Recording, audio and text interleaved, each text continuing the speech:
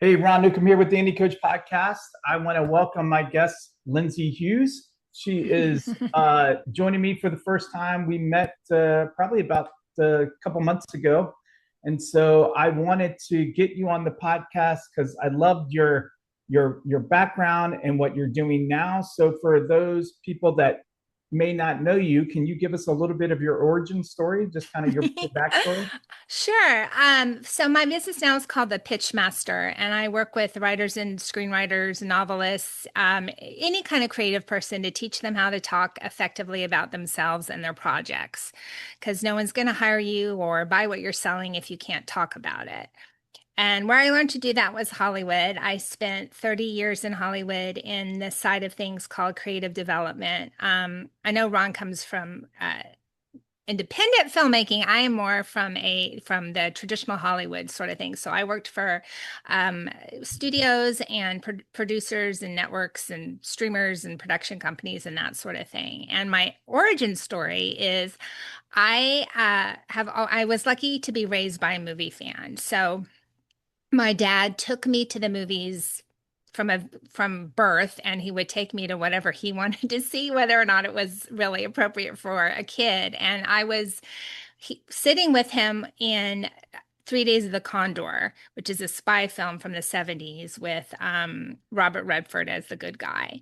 And it was the climax of the film, and the bad guy had to jump on Robert Redford. He was holding a gun on him, and I don't remember this, but my dad says the whole theater was like, "Ah!" And then me and my little 3-year-old voice piped up, "Don't worry, he was a bad guy, but now he's good." And like in the next instant, that's what happened. And my dad says, "I don't know how you knew that." And I like to say that's when my storytelling superpower was born, because at 3, I knew what was going to happen.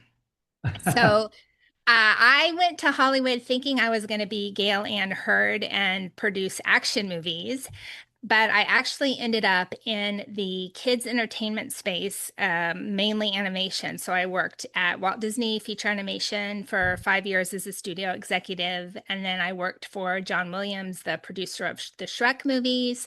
And then from there, I went on and worked for a toy company that was starting to make content. So I've worked kind of a variety of places, and that's where I learned how to pitch, because not only was I hearing pitches, but what a lot of people don't realize is most often the executive you're pitching to doesn't have as much power as you think. They have the power to say no, like we can say no immediately. They don't have the power to say yes, because yes means we're making money, we're buying something. And so to get that yes, if I found something I liked, I would have to pitch to my bosses. So that's how I became the pitch master. Yeah, no, pitching is so important. I love the fact that you're certainly putting in the context of film and story and things, but it also does relate to outside of that. We're all pitching something. I mean, heck, I pitched my wife on marrying me, so we're all Yeah. pitching something, you know. Yes. I mean, Um, I say that life is selling, and I yeah. have worked with non filmmaker, non-writer types. I've worked with a couple of people pitching to investors and things like that. So I also do some volunteer work where I teach high school students how to pitch themselves and introduce themselves, which just I think is a great life skill that people don't Oh have. yeah. And so, yeah, everyone needs it. No, because it's like no one likes to talk about themselves, but you have to get anything done. Yeah. No, But that's a great yeah, point. Yeah. yeah. And I think it's not, it doesn't come, well, it comes naturally to me for other people. Like I could pitch you. This is kind of how it started. When I was in LA, I went to probably 4 or 5 networking events a week because I was looking for projects. I was looking for writers. I was looking for filmmakers. And I got friends, jobs, and agents and managers by how I introduced them to other people at these events. But then the same person would say, "Well, what do you do?" And I would, so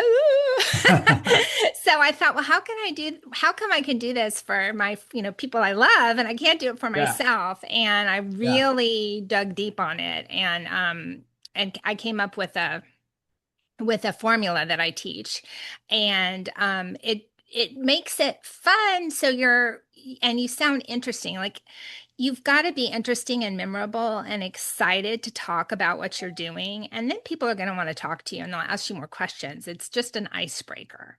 Yeah. Yeah. No, So, I love that. And I think that's so true. And there is a process, at the end of the day, it's a skill and a skill can be learned. And you think, well, I yes. just don't pitch. We shouldn't speak that over ourselves because nobody's going to be as passionate of a storyteller about your story than someone else. And you can learn it. And so I can definitely appreciate that you have kind of picked that up and you're actually equipping and telling people, teaching people on how to do that. What are you, is that what you're doing right now? Is that mostly what you're doing? That's Or mostly, yeah, that's what I'm doing. So that's what my business is I coach writers. I work with novelists and screenwriters. I have had a playwright client, and actually I've had a couple of playwrights. But usually writers are novelists and screenwriters and playwriters, and they're everything's all together, and writers and directors, and it's all yeah, together. So it's all I like to say it's all the fun stuff that I did as an executive in Hollywood, which is working with writers and story, and none of the unfun stuff, which was the office politics and everything else. So yeah, yeah. and That, I moved, I'm from Houston and I moved back here. Gosh, I can't believe it. 5 years ago now. But I was already when I was even in Los Angeles doing everything over Zoom because Los Angeles is so gigantic and it can yeah, take you an hour to get somewhere. yeah. And I also already had clients all over the world. So I was just like, I need to be home and help I had some stuff going on with my family that I wanted to be home. And so I thought, well, I don't need to be here anymore. Life is so different now. And especially after the lockdowns, everyone is really used to working over Zoom. No, So it's, yeah, definitely so true. Have you found that the teaching style of pitching on Zoom and in person, are they a little different? I'm sure there's like some nuances, but are there kind of differences that you would recommend somebody from an in person? Hey, this is the kind of things you need to hit versus like Zoom, ensure that you're doing these. Any nuggets there? um well, so yes and no. I think, and I'd love to run through my teacher people how to both introduce themselves and talk about their project. So I we'll love get that. to that in a second. Yeah, But in terms Zoom, that's a great question. So you have to learn like how to be on camera. So like, I like to make eye contact with you, but then I don't look like I'm looking at you. So I yeah, try to look at the camera and then look back down at you so I can see your response. yeah. So Yep. that's kind of one thing. I mean, you want to make sure you have a clean background, don't have your dirty piles of dirty laundry or, things like that. Yep. And you have to be, I would say, a little bit more energetic because I think it's easier for the people on the other end to disconnect from Yep. you. And I mean, we're super connected because you invited me and you want to hear what I have to say. But a pitch meeting, you can lose your audience, who you're pitching to in person a lot too, because executives are busy or they're not prepared. I mean, so you have to work a little bit harder to stay connected, but it's the same skill. It's Yeah. just, and I think it's just like I'm a big believer in practice and preparation, like you were saying. And so I would encourage people, if they're feeling really intimidated about pitching over Zoom, to practice. Call up your best friend and make them pretend to be your executive and pitch to them so you can kind of get what it feels like, you know. Yeah. Yeah. No, that's great. Yeah. And I would love to hear kind of your thoughts on, Okay. on One pitching. other How do thing we do about it? one other thing about Zoom is, and this happens in person too, but it's like different stuff, is we all have, like you just said, life happens. And so if your kid runs into the room, if your dog barks, don't let it derail you because everyone understands that. And especially if it's an animal or a little cute kid, will probably want to meet him and pick up your cat, whatever it is. It makes you more human. And it'll make the meeting memorable because they'll like, oh my gosh, like everyone still remembers that guy that was getting interviewed on CNN for something Yeah. super. I don't remember what he was talking about, but I remember Yeah. the video, something really, really, serious, like Yeah. war or starvation or something. And Yeah. his little girl came in on her walker, and then his wife came in and grabbed her, and the girl Yeah. had this big grin on her face. It was. Yeah. So Yeah. that's the one thing about Zoom, but do like be aware, like if you know the trash makes a lot of noise, maybe don't book a meeting when you know the trash is getting picked up. But just Yeah. like today, I have no air conditioning and my windows are open. And so before we started recording, I said to Ron, I think that all of the leaf blowers are done for the day, but if they start up again, we're going to have to Yeah. pause so I can close my windows. So Yeah. just human stuff. Okay, so let's get into pitching. Um, it seems counterintuitive, but I make people learn how to introduce themselves first because you've got to have, even if you have, if the person who booked your pitch meeting knows you, they may not know you very well. And so you have that like 10 first 5 or 10 minutes in the meeting where you're just breaking the ice and you're just talking about the weather. Really, it's nothing major, but you want to be able to introduce yourself. And the other thing is you want to have researched who you're meeting. So look them up on LinkedIn, Google them. If you have any common points, like if you went to the same college or you both like the Civil War, I don't know, work that into your introduction. I went to this really tiny private school in Houston, Texas, and I've gotten meetings because people see that it's on my resume and people see it and they're like, oh, I went there too. So you just, Yeah. any point of commonality is helpful. All right. So I call my pitching technique the cocktail pitch. And the reason is, as I mentioned, I was going to all these networking meetings and they were all at bars. And so you've got your drink and someone says, who are you? What are you working on? And you tell them over a cocktail. So it's my version of an elevator pitch. I just think cocktail pitch sounds more fun. So so there's two of them. Love it. There's the personal and the project. So we're going to do Okay. the personal first. And Okay. it's funny because Ron unknowingly, when he asked me to introduce myself, asked for part of it. So I thought that was really interesting. Awesome. So the first thing is you say, hi, I'm a writer, I'm a filmmaker, I'm a whatever you are. And you want to say if you're genre specific, this is like if you're just a novelist, if you're a sitcom writer, if you only are a documentary filmmaker, you want to put your format in there too. And it's same thing with your genre. If you only, again, if you're a sitcom guy, if you only make horror movies, that's part of when you're saying I am and I do X. And the part of it, what I tell writers, and I think filmmakers, it's a little harder because often filmmakers don't stick to one genre, but you might have reoccurring themes. Like if you think about Steven Spielberg, not every movie, but especially his early ones dealt with like the wonder of childhood and a kid's special place in the world and whatever it is, right? Yeah. So take a look at your work and kind of notice if there's any common themes or common characters. Maybe you always have a lone wolf in your stuff. So the second part of that is, and I tell stories that are about women that seem powerful but are not as put together as they seem and are just trying to make it through the day, right? Whatever, and find love if I was a romance author, right? So just give yourself, it's kind of a branding statement, but it's also, think of it as your creative log line. And don't feel that you are tied to it forever because we're all evolving as storytellers, and you may decide you're done with horror and now you only want to do period dramas, right?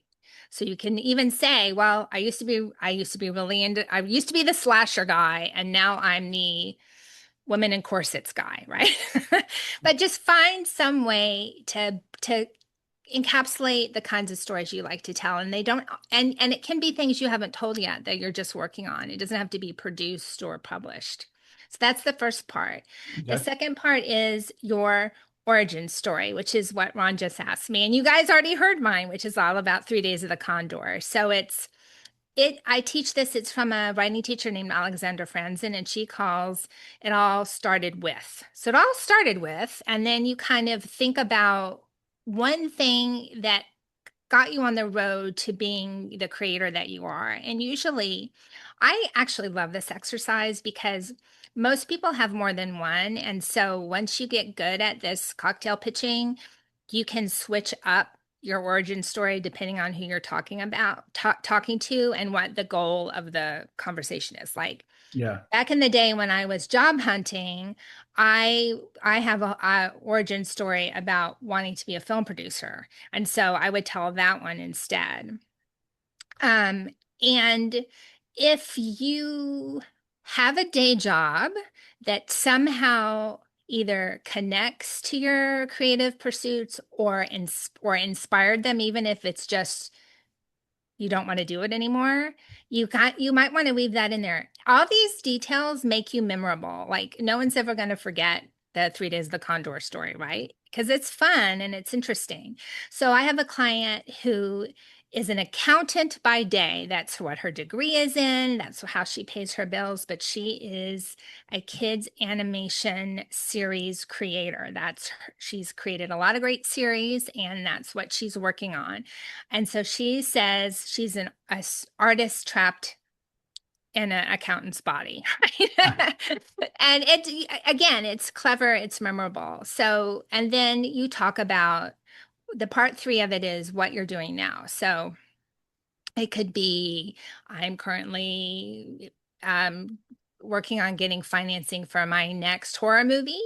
I'm writing my bodice ripper historical romance. It's whatever you're doing, and it just kind of rounds it off.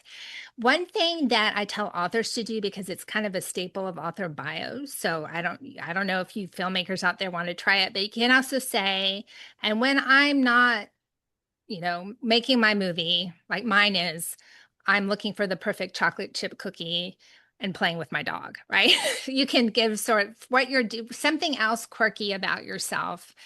And again, if you have anything personal, like I know authors that they just write about where they live. So if you have something like that that's in your personal life that's connecting to your storytelling, you can weave that in there too. So that's how you introduce yourself, and it makes you memorable.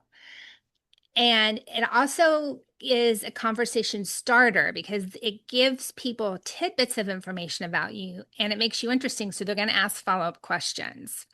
And that's the goal of all pitching is it's not a presentation, it's a conversation. You want to be interrupted, you want to spark interest.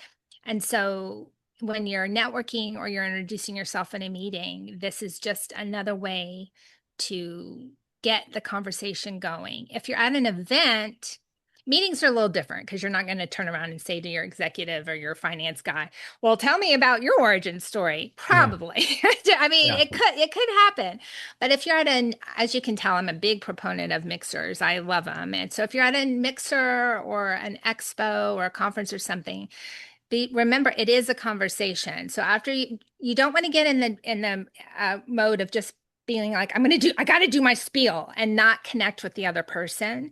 So you want to make sure to then turn focus on them and be genuinely interested in them. Like I give a challenge to myself, especially if someone's really boring me. I'm like, I am going to find something interesting about this Bob character. And and I'll grill him until I find something. Yeah. Um, so And so again, this is where practice comes in. This isn't going to be comfortable the first time you do it. So practice by yourself, practice in front of your mirror, video yourself, practice on your friends and family, and then it's going to get easier. And then you're not going to feel so oogie talking about your accomplishments or what you've done. So, Yeah. Yeah, no, that's great and great advice. And yeah, I can definitely tell when at a mixer with somebody and somebody's like in a flow of that and it's going naturally, but they're also getting in what they want to from like their point of view. But mhm. certainly, I do like the fact that you're reminding us that it is a conversation. So, it's not going to be flawless where you're not getting interrupted. In fact, that's probably a good sign because they are paying attention, they're asking questions and things. So, I like that.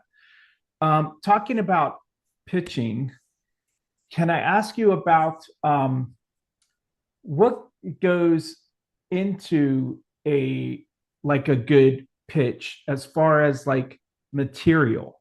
Ah, Can okay. you talk about that a little bit? Because there are so many things now, from like pitch decks to lookbooks to comps to pro formas and financials. I mean, what in your mind, like what's in a good pitch? Well, okay.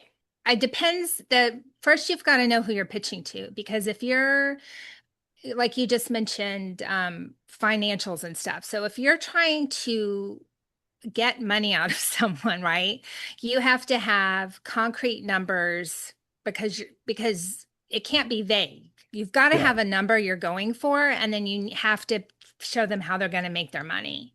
yeah, So, and then you have to have a plan where you're demonstrating how that money, how that number you're asking for is going to multiply for them and what you're going to do to get them their money back. yeah, So if it's a money person, that that definitely is important. And the thing to remember when you're talking money is numbers have to tell a story. You have to tell a story with your numbers.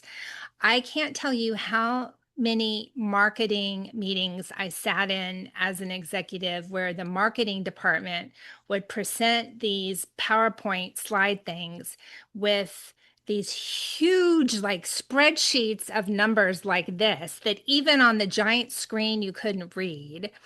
And I was like, I don't understand. What is this? Because I'm a words person, first of all. But second of all, it just wasn't clear.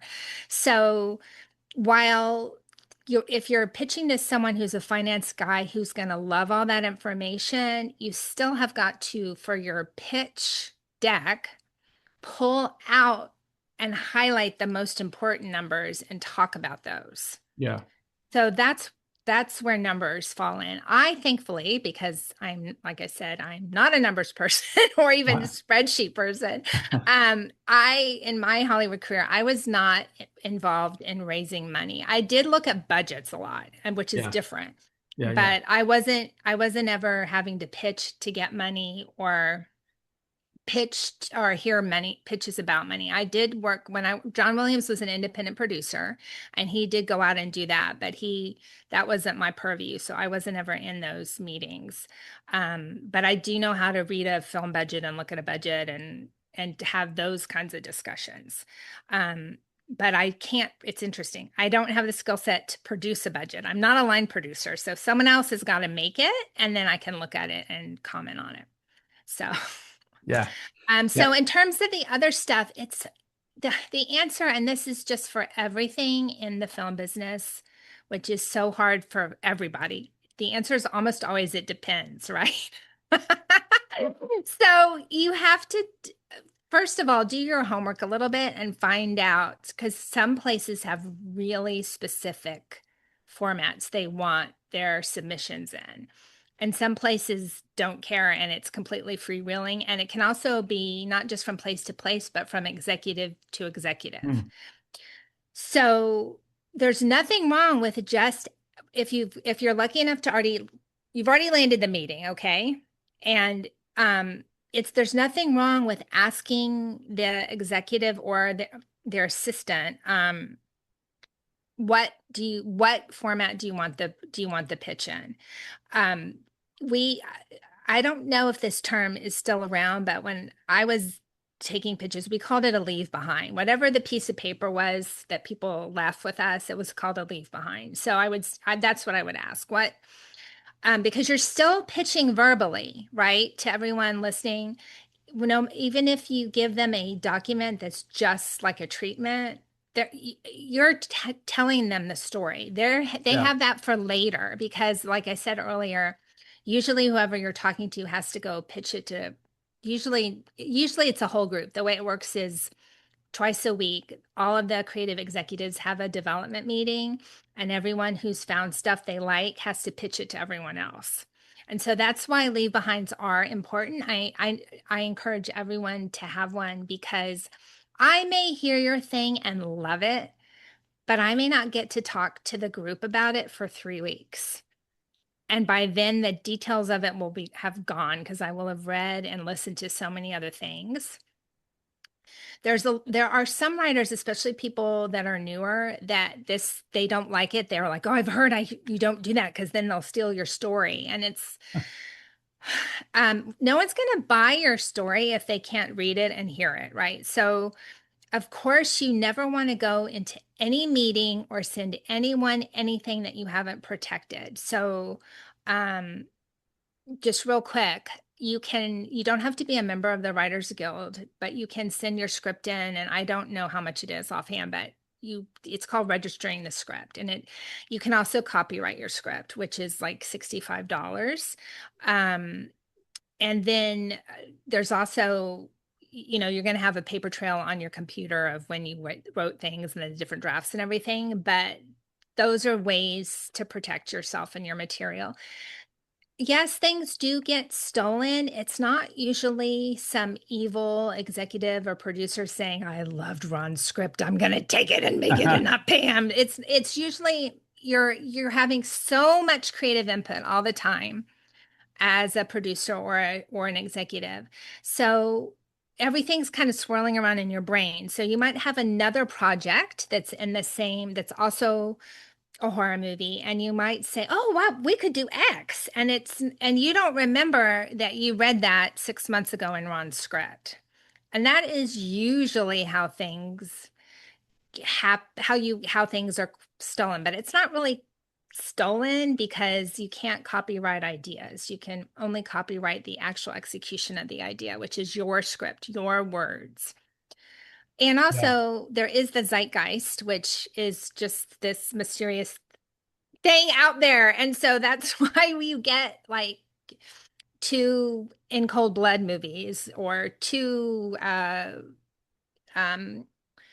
Comet Hitting the Earth movies that come out at the same time. That it happens more than you think. So um, that was what else? What was the question? Oh, what materials? Okay, Yeah. so you do need a leave-in, but you've got to ask whoever you're meeting with what they prefer, because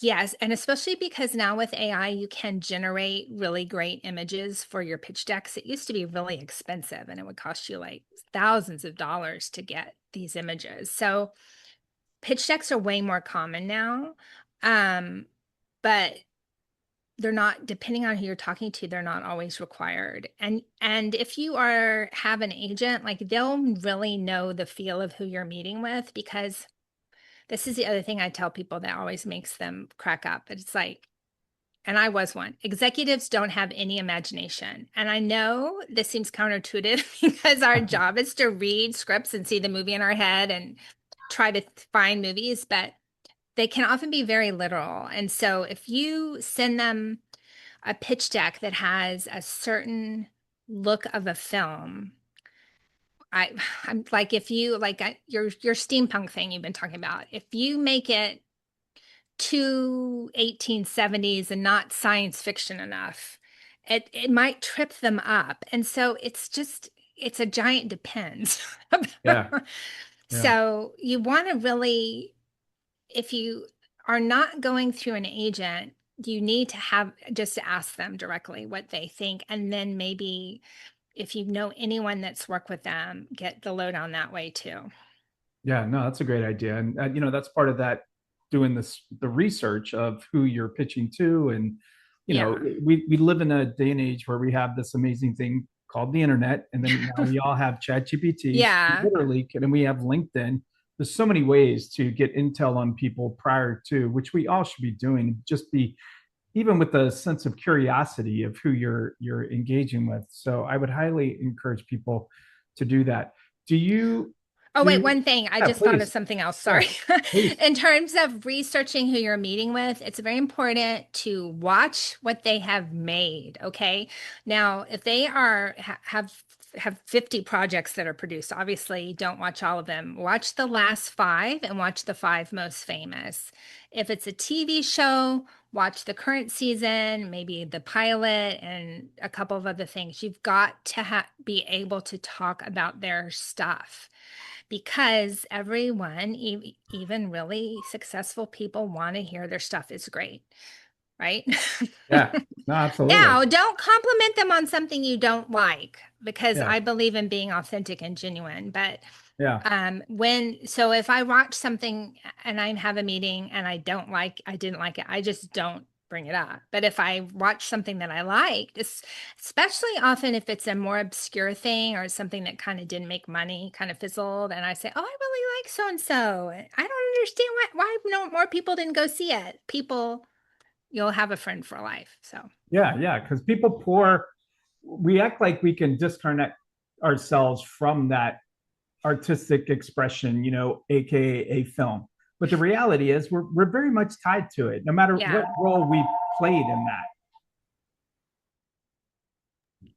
And I find that when you're able to authentically give a compliment like that, it really does hit people. It goes from the heart to the heart. It really does yeah, connect with people. And I've had plenty of people when they're being very authentic and they know something about my portfolio of work, it goes a long way. And yeah, these executives, sometimes we can put them up on a little bit of a pedestal in the sense of even from like an emotional standpoint, and forget they're humans. We all like praise and accolades and like, hey, that was really good or that was really smart. I just saw one on Facebook where a buddy of mine posted something and the coloring, it just the coloring alone was just so amazing and so rich. So he's a DP and then worked with the colorist to get that done. And I made sure to compliment him on that because that was just so amazing. And he wrote me like, it's like I unlocked something in him. Like, oh yeah. yeah, it's just that they want to talk about those things. We all do. So Yeah, I and think that's great. executives work really hard. Like Yeah. there's some movies I literally worked 10 years on before they were made. Oh my word. So if you tell me you liked it, Yeah. I, I you know, and the neat thing about streaming, which I experienced this recently, is things that were made decades ago, people discover like they're new.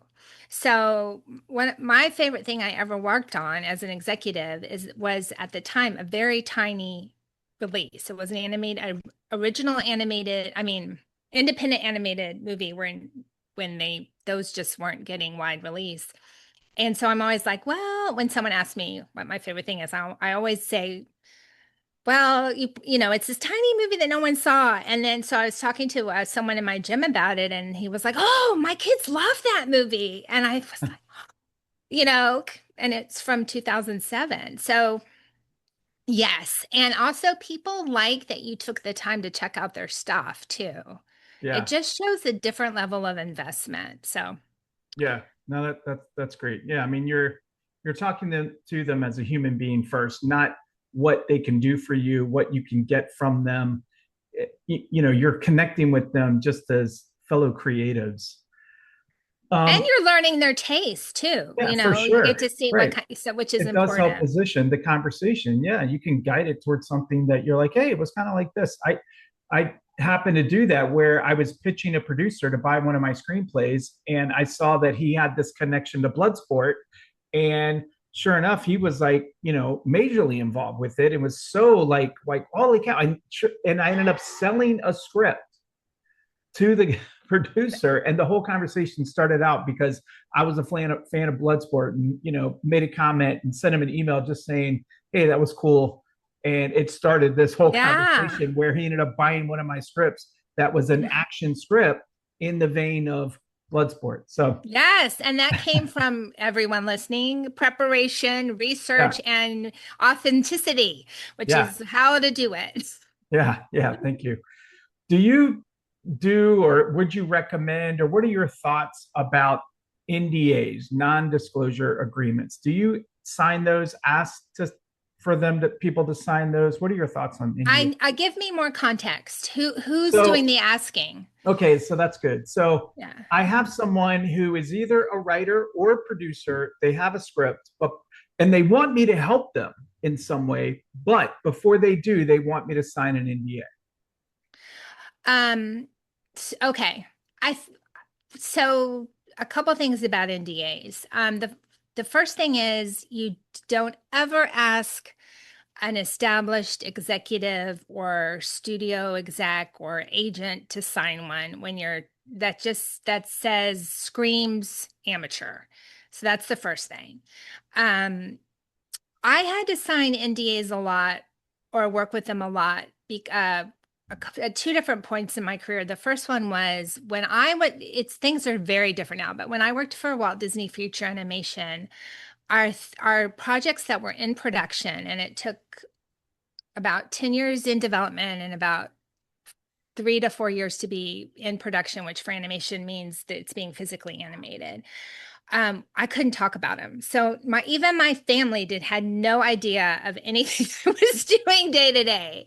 And so when people did come into those projects, they would have to sign an NDA. And that was because they, at the time, were very paranoid about people stealing the concept. Um, and the other time was when I worked for the toy company, because anybody that came in and pitched to us, we would sign an NDA, and the other way around, because it wasn't just storytelling IP, it was true intellectual property about merchandising and even manufacturing, all these things. And the toy business is just insane in terms of uh, industrial espionage. So if you have a proprietary piece of technology, which I think is going to be the case uh, now and forever with the way AI and computers are going, that makes perfect sense. If it's just about a project or a script and it's just a regular movie or TV show, I don't really understand the need for it. But if the producer's asking for it, it's not going to hurt you to sign it. I just think most of the time it's not necessary. Yeah. I mean, so a little further Mm, context even is that so I do coaching and I get mm, people, pitching me about projects all the time and I'm trying to help them to see what I can do. But because I get pitched so much, because of that scenario you talked about, is I'm always nervous that I might put myself in a bind where it's like they think I took their idea, but it was like little did they know I'm already talking to this other person about this other sci-fi project.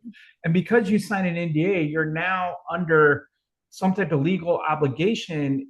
It seems to me you could put yourself into a situation where you could look like there could have been ill intent, and I just never want to put myself in that situation. And also yeah. because I too know that the Hollywood people I know just don't even bring it up. I mean, yeah, it Yeah. just screams, like you said, it screams rookie, newbie. Like they're not, they're like, what? I don't, like, no, I'm not Yeah. sending that. On the East Coast where I'm at, it's a little bit more, people do it more, but it's more from I find out that they have a tech background or they have some other Yeah. background that's kind of making them think like it's not from I mean, the fact is we're all trying to get our story out there. Why the heck would I put an impediment or this major roadblock? Because if you don't sign it, I'm not going to send it.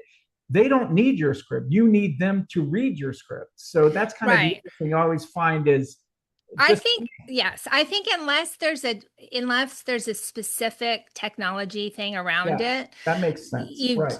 you don't need, you shouldn't, as an independent filmmaker, you should not be asking people to sign NDAs. Yeah. It just makes you seem non-professional, like you don't know what you're doing. What so and I understand the coaching thing because I'm a coach too, and I hear lots of stories. So what I tell my clients and what's in my coaching agreement is, you know, anything you tell me, I'm not going to tell anyone else. It's not like a legal Hmm. NDA, Hmm. but Yeah, it's like it's an I don't understanding. discuss your story with Yeah, anybody else. I that's will great. never pitch your story to anybody without your permission. What I will do is if I hear, like with you, say you were my client and I hear from someone else, I really am into steampunk. And I would say, "Oh, I have a client who has a steampunk thing. Let me see if I can Yeah, put you together." That's how I right, would do it, right? right, And right. then I would say, "This guy says he likes steampunk. I like your project. Let me introduce you." Um, so that's kind of how I explain it. No, that's But great. but yeah, I think I so my dad is a judge, so I like he wants everything always. He's always Paper. like, "Do you have a contract?" Right? And I never read anything without signing it. I'm the weirdo at the doctor's office that reads the arbitration agreement before I sign it. I just, I'm a big into copyright and legal protection and all of that, but yeah, an NDA wouldn't be appropriate. Now, my brother is an inventor, like a literal inventor of things, very cool things, and has a million things going on. So if he was pitching to investors, Yes, it would be appropriate I could see that. to Right. ask them to sign an NDA, right? Yeah. If he was pitching a movie, no. Right. Right. Yeah, no, and you also even brought up something that I've actually found myself in, which I want to talk about in a second, which are toys. So, Mhm. even in that scenario, like I could see because of the like espionage that does go on, like you put something out there, and next thing you know, somebody else is doing it for, cheaper and mass Cheaper and producing it quicker. Yeah. quicker and all this. So I could even see in that scenario. But if dear listener, if you're hearing us, an NDA, when you're trying so hard to get your story out there, just is not the right place and time for that. And I would highly encourage people to maybe rethink that. But Lindsey, I wanted to talk a little bit Mhm. about something that I'm currently doing and that I think that you found a path in. And it's really about we're in the business of IP exploitation. And I mean that in a Yeah. very like favorable financial, like I love fantasy and sci-fi, so I create worlds, right? And that's Yeah. what I want to do. And I'm a storyteller. I even started calling myself a storyteller versus a filmmaker because I've done comic books and books, and I just told you about a game. I just Yeah. recently did a video game on the steampunk thing. And so currently I'm taking 6 of my scripts and turning them into books, frankly, just to Yay. create another asset and another way for people to find me, consume story. And the numbers were looking pretty interesting from, as like a storytelling author perspective, including like Audible and things like that. Those numbers are pretty good. I'm a little nervous what AI might do to that, but setting that aside, can you talk to me a little bit about IP development, and if I have a screenplay, should I be thinking about maybe turning it into a novel? Yeah, well, yes. So thank you for teeing me up, Ron. So Ron knows that I have a book called How to Turn Your Screenplay into a Novel. And yes, so 100% I believe in that. But it's beyond that. It's like you said.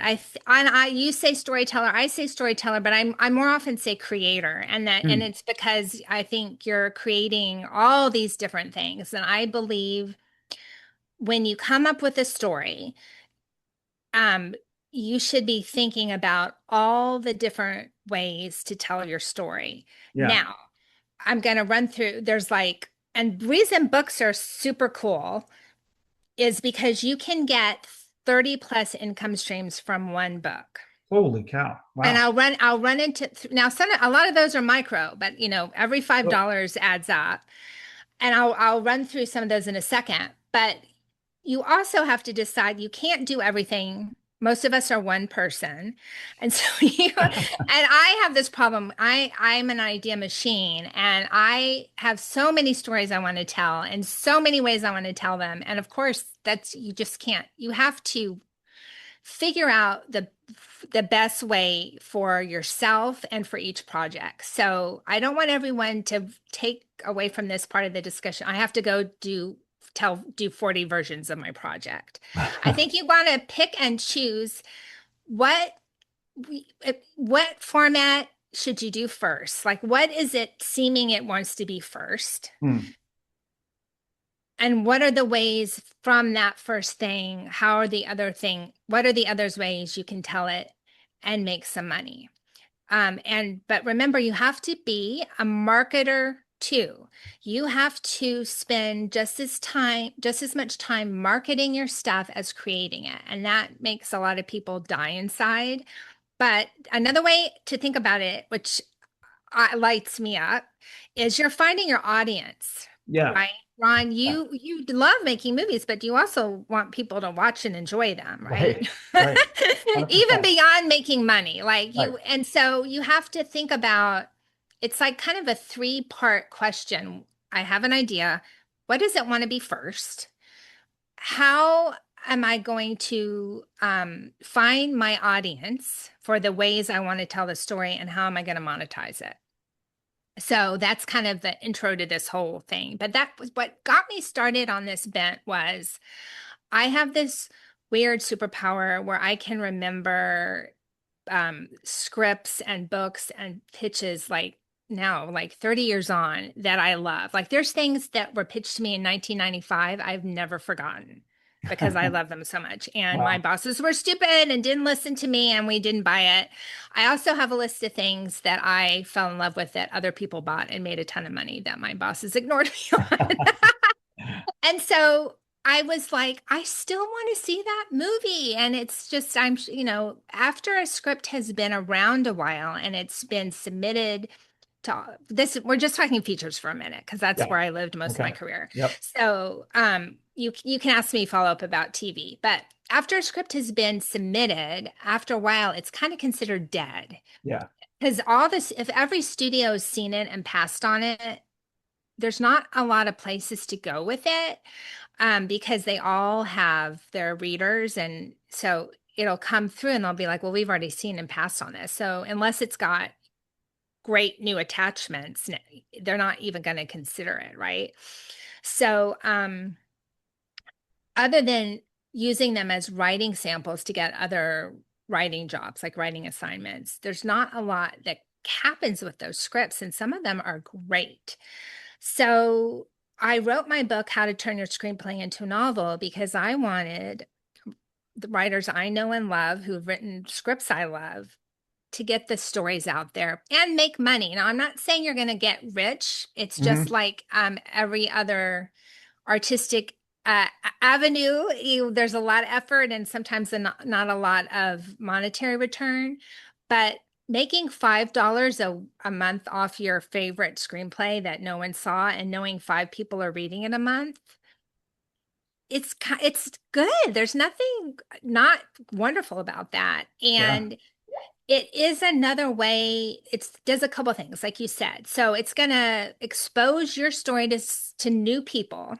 And one of those new people could fall in love with it and decide it should be a movie. Number one, Hollywood loves things that were something else first. So you can say it's a book and I have a screenplay. You're going to build an audience, a new audience of fans. Readers are, I think, more loyal than movie fans. Like movie fans, Yeah. they can be loyal. I don't like them now, but I liked the first round of Marvel movies so much. I didn't care what it was. I would go see it. But that's rarer. And then Yeah. what's happened is all of those companies have blown up that goodwill Yeah. by not staying true to their franchises. Like, so now I deliberately don't go see Marvel movies because of the storytelling choices they've made, right? Yeah.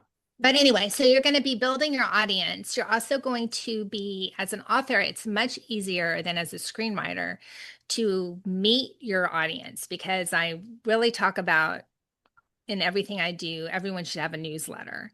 And when you're an author, it's easier to connect to people. You can have how to sign up to your newsletter in your back of your book. You can have it on your website, and then you have stuff to sell, stuff to talk about. So you're building an audience that you're keeping. So if you do make a movie, you can talk to them about it, right? And then within a book, there's, like I said, about over 30 income streams, and some of them are, mini, and some of them are big. And they also depend on where you put your attention. The publishing space is pay to play. So when you indie publish your book, in order for people to find it, you're most likely going to have to pay a little money to advertise it. Not always. You can concentrate on your newsletter. You can do TikTok, although you don't have really any control about whether your book goes viral on TikTok. And it's kind of, I feel like the fairy godmother going, boop. Yeah. But yeah, so you do, again, you have to be a marketer. But I think as a filmmaker these days, same thing. You got to get people, you got to market yourself, and then you got to get people into the theater or watch it on TV, whatever it is. So let's talk. I mean, I could talk for an hour about this, so I'm going to boil it down really quick, just to give you an idea what I consider different income streams. So you have each store is a different income stream. So the big Megillah is obviously Amazon, Wow. but there's places like bookshop.org, which is an aggregator for independent bookstores. There's Apple Books and Google Books and Kobo, which are all and audiobook only platforms. Kobo is a Canadian company, but they sell English books all over the world, and they have e-readers. So it's a good to pitch to people that hate Amazon but want to read ebooks. Then you have formats. You have hardback, paperback, audiobook, large print. If you're doing large print, cozy mysteries, thrillers, those do really well in large print. You have an audiobook is the largest growing segment of publishing right now, because all of a sudden you can produce a real high quality audiobook for about $200 with AI. There's a company called 11 Labs you can't tell it's not a person. And that's, a lot of, yes, it's going to put some human narrators out of work. Yes, it is. But the ones that are already the top people are going to stay, because those books are going to become premium books. But what it is doing is it's opening up books to every kind of market. Like you can have a book in Swahili now, right? So you're going to be, that's going to keep growing exponentially. And then within audio, right, there's like 5 ways to sell audiobooks. So those are all income streams. And then they're selling at live events. So there's not just book fairs and book expos, but lots of people are going to like farmers markets. There's the if your book is appropriate for homeschool moms, there's homeschool conventions. There's people you have never heard of that are selling hundreds of thousands of dollars a book a year just at homeschool conventions, right? So there's all these different ways. You can make an audio drama of your book. I mean, I could go on and on. So No, I love that.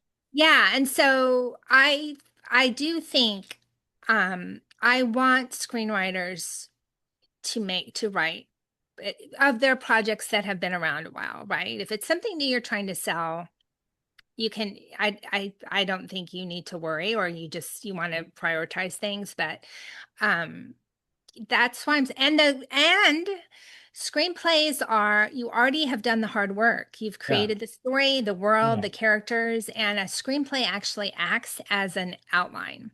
So Exactly. in my book, How to Turn Your Screenplay into a Novel, I actually walk you through how to download your screenplay from Final Draft into Scrivener, which is the novel writing program I recommend. It's much better than Word because And Word, it's just one document and you have to scroll all the way down. And Scrivener, you can divide it into scenes and Yeah. chapters, and then it's really easy to see your whole book kind of like an outline on this side, and then you can Yep. drag and drop things. It's amazing. Yeah. Um, so you're like so ahead of the game. There's some things you have to learn. Besides, you've got to learn the marketing side, and you have to learn to think, be in your characters' heads. You get to share what they're thinking and feeling. Now that in screenwriting, you have to depend a lot on the actors for that, right? So that's another fun thing is you can expand your story and put in all the scenes and things you wanted to do, but you couldn't because you couldn't afford to go have 5 scenes at another planet or something fun. Yeah. Yeah. So do you have any other questions about that? No, no, no. I think that Okay. was Hmm. definitely fantastic. Like you said, I probably do have a lot more questions just because I'm so in it right now. But you're right about the loyalty to authors. Like there's some filmmakers that I like, but I don't know that I would say I'm loyal to. But certain authors I'm loyal to. I'm going to go Yeah. and read everything that they write. I am like on their newsletter. I'm on their, I'm much more ravenous when it comes to authorship than it is to like a filmmaker. Again, I like their stuff, but I'm not what I would say potentially as loyal. So Well, I since also think that the days of the rock star director are gone. I mean, the ones that everyone knows by name, like the youngest is Quentin Tarantino, and he's almost 60. Like, I can't yeah, name some rock no, star guy in his yeah, girl in her 20s who's making movies. Well, I know Emerald, whatever you say, her, Farrell. I yeah, know her. yeah, It's one. yeah, yeah, One, but and I know her because I'm a movie geek, and the if my yeah. mom's The not gonna average know who that person, is, yeah, right? no, Yeah. totally, So that's it too, is it's just times are different now, and there are like, and I because I'm a movie geek, there's screenwriters I love that yeah, anything they write, I'll go see. But yeah, yeah, again, the normal person doesn't even couldn't even name one screenwriter. yeah, But yeah. everyone knows who So true. Stephen King is, right? Right, exactly. So. Yeah, no, totally agree. I do have this one question because you were in LA for so long and now you're not. Are there things that one still needs to be in LA to do when it comes to the movie business? Uh, well, okay. It depends. My favorite answer. So, first of all, I met a couple of weekends ago. I was at a wedding and my brother introduced me to this young woman who was about to graduate from film school. And so what I told her is that I have opinions on everything, and I will give you advice and answer questions as much as you want, but I want to tell you my Hollywood is not your Hollywood. It's completely different now. So anyone like me that came up in the 90s or the 2000s, and like your professors, you have to take everything they tell you with a giant grain of salt, because what's going to happen, it's hasn't happened yet. We're in kind of the in-between phase here.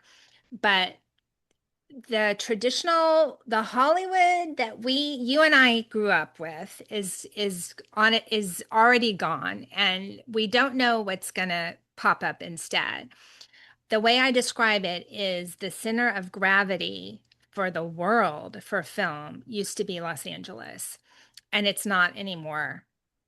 With AI, you and I can make a movie by ourselves that looks completely photorealistic, you know, in my house in Texas, your house in, I forget where you are, New York, Virginia, wherever you are, Virginia. Virginia. Yeah, And it, we're not anywhere near Hollywood. Now, the part two is like what I keep talking about, building your audience, figuring out how to monetize it. None of that, we can make the movie right now, but we don't know really how to make money except the old way, like you had.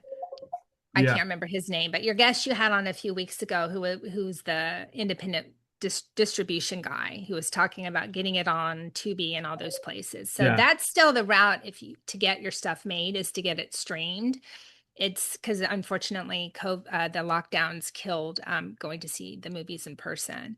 So yeah, that's what I tell her. So I think Um, I also I'm not down on Los Angeles at all. I love it as a city. I just it has never recovered from the lockdowns because we had the Hollywood part of it because we had the lockdowns, then the writers and the actors went on strike, and then the whole city burned. So there's and the and during because of all of that, we went from peak, especially in television, we went from peak TV where I think there was something crazy like 1,000 series a year being made. Now, they weren't all being shot in LA, but they were all being conceived and supervised and the writing staff in LA, right? Yeah. Now I don't want to say the number because I don't know, but I would guess it's probably less than 300. And that's including that big number of 1,000 was including like reality, unscripted stuff and documentary stuff too. So there's a lot less opportunity right now. Now that's going to change because everything's being disrupted, and with opportunity comes disruption. So what I tell, especially people that are graduating from school, there's still value to be had to going to Los Angeles just from a networking perspective and meeting people. But it's very expensive to live there. So I recommend working for 6 months to a year and saving up money before you move there. So you just have a little bit of a cushion while you're trying to find your LA day job. Yeah. And the main thing is to keep creating. Keep creating, keep writing, keep making movies, keep writing music, whatever it is you're doing, because the more you create, the better you get at your craft, and the more stuff you have to show who you are, what you can do, and the stories you like to tell, and the more things you have to sell. So wherever you are, whatever you're doing, create. And if you do want to go to Los Angeles, go there with a backlog of projects and some savings is kind of my Yeah. advice. No, I But think I that's, don't think you have to be there. yeah. I don't. I don't. But I can understand when you're young wanting to go because it is still right now the center of things. And the neat thing about it, bless you, the neat thing about it when you're young and starting out is it is a real creative community. And so you can build Yeah. a community where everyone you're hanging out with is doing something and you kind of feed off of each other. And then you all graduate. I call it graduating Mhm. together. So that what I mean is you all start all of a sudden you're like, Yeah. wow, everyone's on a TV show or everyone's a studio executive or whatever it is. So it's that part's cool. Yeah. That is cool. And there are a lot of networking opportunities. There's filmmaking groups and writing groups and animation groups and all kinds of cool stuff, which is nice. Yeah. But there's stuff everywhere. I'm in Houston. There are filmmaking groups here.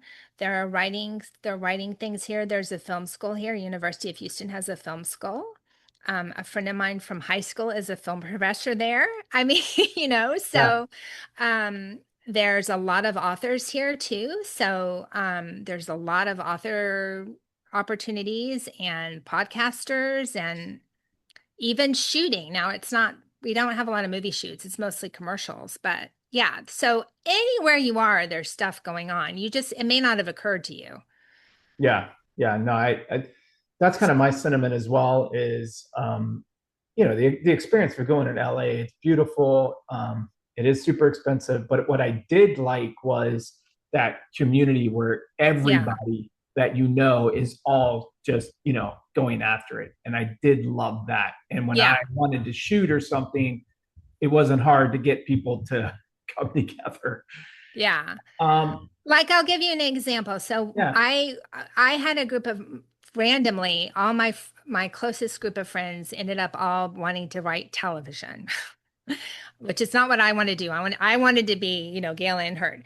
So, and half of them met at a UCLA extension course writing for TV.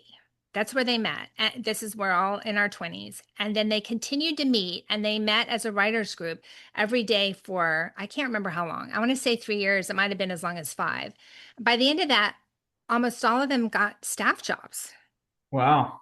So that's what Ron and I are talking about. Yeah. You have to work a little harder to get that kind of creative community someplace else. But then now with Zoom and everything, it's different. Yeah. I mean, for my fiction writing, I Yeah. have a writers group, and we're literally all over the world, and I've never met them in Super cool. person.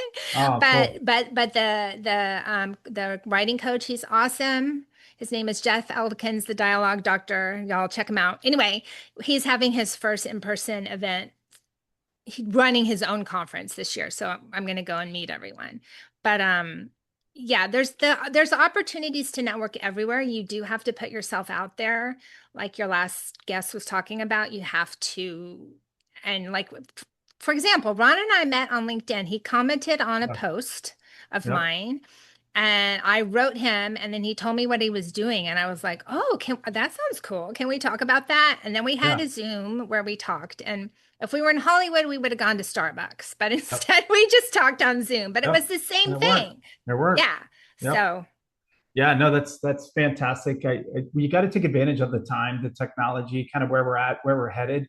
You don't, the adage of you don't skate where the puck is, you skate where the puck is going. And right now with disruption, we don't know exactly where it's going, but you can find a community that can help you navigate those waters. So, Lindsey, what are you working on now that excites you? And then how would people what's the best way to get a hold of you, contact you? thank you. So Yeah. I have my life as the pitch master, which is being a writing coach for novelists and screenwriters. And you can reach me at thepitchmaster.com. I have a free weekly newsletter, and it's probably a third craft, a third networking, and a third other stuff. And that's my favorite thing. That's kind of how I build my audience. I really enjoy I'm a writer first before anything, and so I love my newsletter. And so it's the pitchmaster.com newsletter. If you need, and that's if you want any kind of help with storytelling. So, and the way it works is we talk on Zoom and you give me your project and I give you feedback. Or if you just need help with your career, we talk about where you want to be and what you need to do to get there. That's what it's like to work with me. And then on in my other life, I'm writing fiction. I'm not close to publishing anything, but it is a steampunk thing, so I will let you know when it's ready to go. But Please. then I also decided in January that I really want to write picture books. I've always wanted to do novels and picture books. So I'm kind of at the beginning stages of that, of just kind of deciding. I have like 1,000 ideas for that, and I have to decide which one to do first. And there's a little bit of research, which is mainly just reading lots of picture books, which is fun.